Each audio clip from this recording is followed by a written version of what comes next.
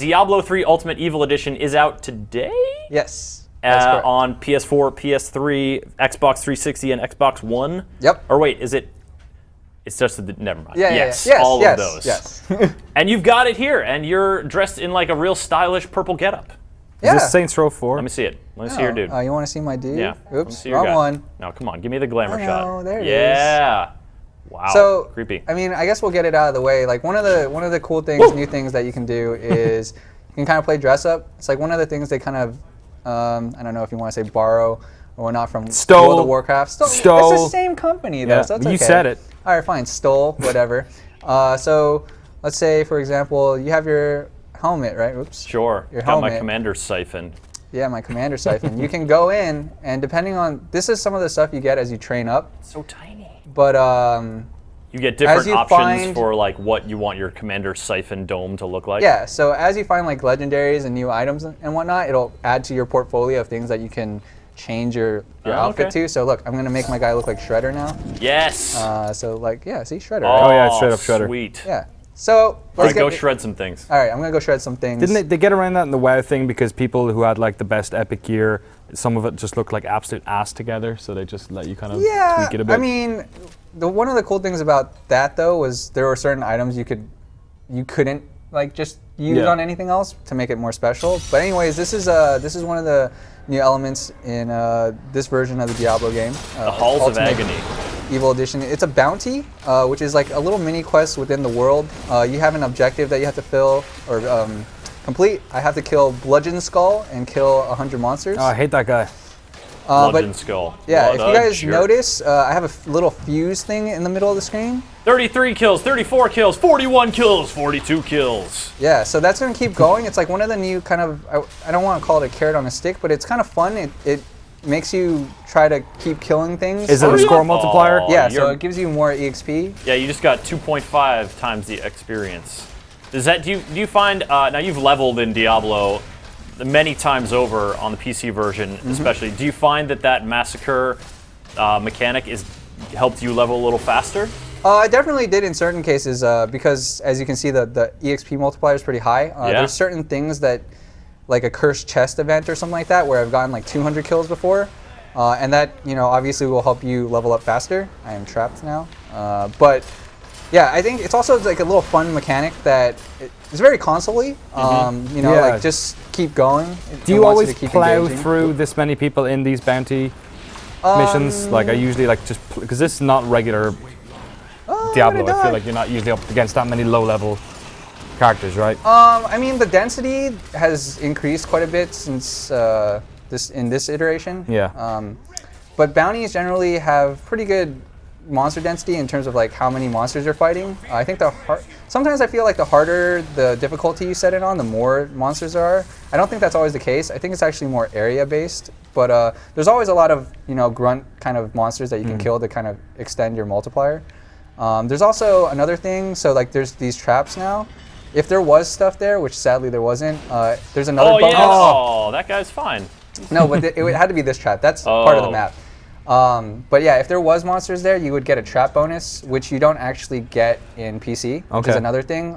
So there's all these different little multipliers that you get on this console version that you wouldn't have in PC. That is Templar. That's one of the followers that you get. Okay.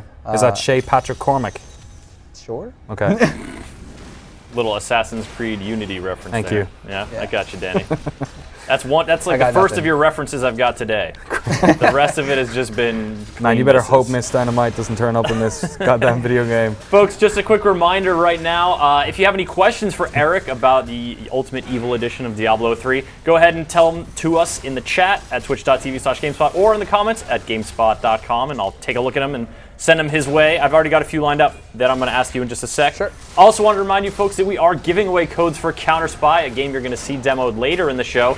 All you need to do to be entered to win is follow GameSpot on Twitter and retweet the giveaway tweet that GameSpot just tweeted. You said the word tweet a bunch there. Yeah, it's the key to the functioning of this new society we live in. Eric, Doodle Legs wants to know why you're not playing a monk. Because, I figure you gotta switch it up every now and then. Sure. Also, the last time I was here on the lobby for the PC version, I played monk, so, give the people something fresh to see. You want to show people that you have range. Yeah. Yeah, you can diversify. Exactly. Speaking of which, what's it like playing on the controller as opposed to mouse and keyboard? Says Danny, echoing Red Hat Drew's question as well as Hyperflood's question. Yo, that guy likes Linux. I will say I was very skeptical the first time I played on console, even when Diablo 3 came out on console, but I have to say it's actually quite fun. It works out better than you think it would. It's hard for me to explain that because it's like you have to try it yourself, but it's actually very fluid. It plays very well. I was telling Chris before we started because he was like, hey, do you think you would play this over PC? And I was like, well, I probably wouldn't play it over PC, but if I didn't play PC and I had a lot of friends that were playing on console just because they want to play on console, this is a great game. Do you play differently at all? Like, do you approach it differently? Like, was there anything that you thought would be more challenging on a controller that's not? Not really. So there's this other mechanic too that's in the game. There's this like little roll here. Yeah. This is not on PC. Right. It's supposed to help you maneuver certain things because mouse is obviously more precise. You can click where you want. Yeah. This kind of just you can roll the way you want to. The thing is, for me, like playing a demon hunter, like he has a skill that can kind of evade already. Right, okay. So since that's better, I'm not using the roll, but I could see melee classes using the roll more often because it's like, oh, there's freezing pulse on the ground or something. You want to get away from it. That's a fast way instead of just kind of like panic running away. What about like ranged like AoE or if you're trying stuff? to catch up with dudes when you're trying to keep that multiplier up, right? Yeah, exactly. Sorry, what was your question? Sorry, what about like ranged AoE stuff where you're like trying to like do some AoE in the distance? You can do that. I think that the screen is a little bit more like limited than PC. Like I think if I was doing that on PC, because it's zoomed out more on PC, it might actually hit stuff further away. So on this, it's got to at least be on the edge of the screen, I feel like, for it to actually hit, like within that corner of the screen. But yeah, so I'm not really following to find the butcher since I'm talking. That's all right. But I'm going to show you what you would get if you finish the bounties. Oops. Did you get one of these currencies for the like Nephilim Rift? Yeah, Rift so stuff? you get Rift Keystones as you finish each bounty. And then if you finish a whole axe bounty, you get a reward, which is, whoops, still terrible with these controls. What's the menu like? I would say it's a little weird for me at first because coming from PC, it's like, okay, I is inventory or like C is my character, whereas like this is like pressing the touchpad and then like, but the start button is also for other things, so it's just kind of getting my head wrapped up. But getting through all this is all right? Yeah, this is all right. I mean, like, this is the only thing, like, if you were playing locally that would kind of slow you down is, like, if I wanted to change an item or a skill or something like that, which happens from time to time, I would have to pause, you'd have to wait. I don't think it's like that when you're playing online, but they do have, like, a quick inventory kind of, like a quick shortcut way. The only thing is you can't tell. You can see that like cycling just above on the left side of the screen, just above all his like health bars skills and whatnot. Yeah. So I think these are just the items that I have in my inventory that I could switch to. Right. It's harder to tell like two shields means like you're getting more life or resistance. You don't actually get to see what it is until you go into your inventory. But yeah. So anyways, this is what you would get from if you finish it. Oh, I'll tell you about that gift thing too. So you get a Horagic cache, sorry. Oh man. And it drops a bunch of things. Dude, that Templar stealing all your stuff. No, that's me. But those bounty bags can have act-specific loot legendaries that you can actually get, which are really good. Certain acts have like really good ones. Like Act 1 has a ring that's like really good. Yeah, pretty much. But it's actually like it's a game-changing ring, man. Like, how does it change the game to like put that bling on? What it is that ring helps you get your set bonuses easier. It takes away like the requirement of like one extra thing. So like to get like a 3-piece bonus, you could have 4 out of 5. Yeah, to get the 5-piece bonus, you could still have the 4 out of 5, and you get that. Right. So then you get the Rift Keystone currencies, which then you put into this Nephilim obelisk, and it lets you go into a Nephilim Rift, which is another kind of new thing. This is what they added to the PC one a couple of months ago. Eric, go deep into the lore. What is a Nephilim? It's it's like an Oculus Rift, but it's like a different company. They're doing a kind of a cheap version of it. Yeah. But in this game, it's, if I remember the story right, it's like a Nephilim. Jesus, is that Stitches? No, it looks like Stitches. Like What's it? Who's Stitches? Stitches is the fucking dude from Duskwood in World of Warcraft who just roamed around. He was an elite that you did not mess with on the path. Stitches is in Heroes of the Storm though, as a mobile. Yeah, Well, he's from Warcraft, right? Yeah. Yeah. Or his type are from Warcraft. What are they called again? A-bombs? They're abominations. Abominations, right? yeah. A-bombs. But I think the lore behind the Nephilim, or which is who you are, is like you're a powerful being, I believe, that is like descended from like the angels and whatnot. Sure. Like, yeah, definitely. So you're supposed to have, be more powerful than a human.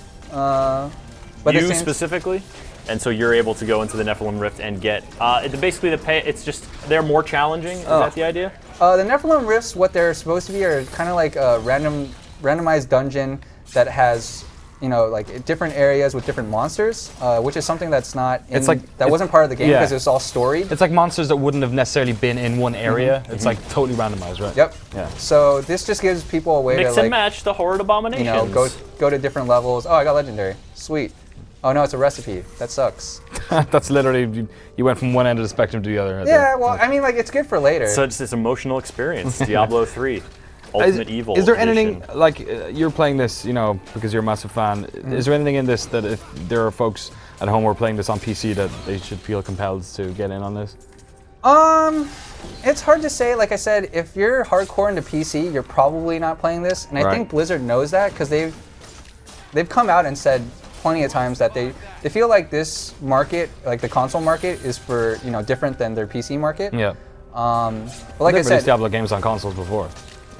Yeah, you're right. 2 was on PlayStation 2, right? Was it? I think Diablo 1 was on PlayStation 1, and then like they didn't do it for Diablo 2. I don't really? But what about that couch co-op? Couch co-op is fun. I mean, I remember when we first got Diablo 3 in the office, when Carolyn was playing and the rest of them, they were having more fun than they thought they would. Yeah. And I think couch co-op is like you said, it's a very fun kind of thing. And Hyperflood wants to know, is there slowdown or does it still run very smoothly when you've got more players on screen? It's fine. I think they've tuned the game to respond properly for 4 people, even if you have a bunch of skills going on at the same time. I think that's another reason why they actually only limited it to 4 people. It used to be 8 in Diablo 2, but I think there's so much stuff on the screen. It seems excessive. Yeah. Well, it was also a complaint by people that there wasn't 8, but there's so much stuff happening on the screen that I could see why they couldn't have 8. People. Yeah. So it's 4 couch co-op. You can play online co-op. You can do all sorts of character transfer stuff. If you folks want to know more about Diablo 3 Ultimate Evil Edition, we did an hour live stream with 2 Diablo developers on the game, and they delved into like all sorts of stuff to do with the transfer of the game from PC to consoles, what kind of content you're getting in it, what kind of obstacles they had to overcome to put it on console, what kind of adjustments they've made, and how co-op works and online connectivity and importing your character, the whole shebang. But Eric Tay, Diablo 3 Ultimate Evil Edition, thanks for coming on, showing it off. Yeah, thank you for having me. He's right as well. It didn't come out on PlayStation 2. Diablo 2. Thank you. Hey man, he knows it all. I got it. He's got it down. Fact finding. Thanks, Danny. Way to own up to it. Thank you.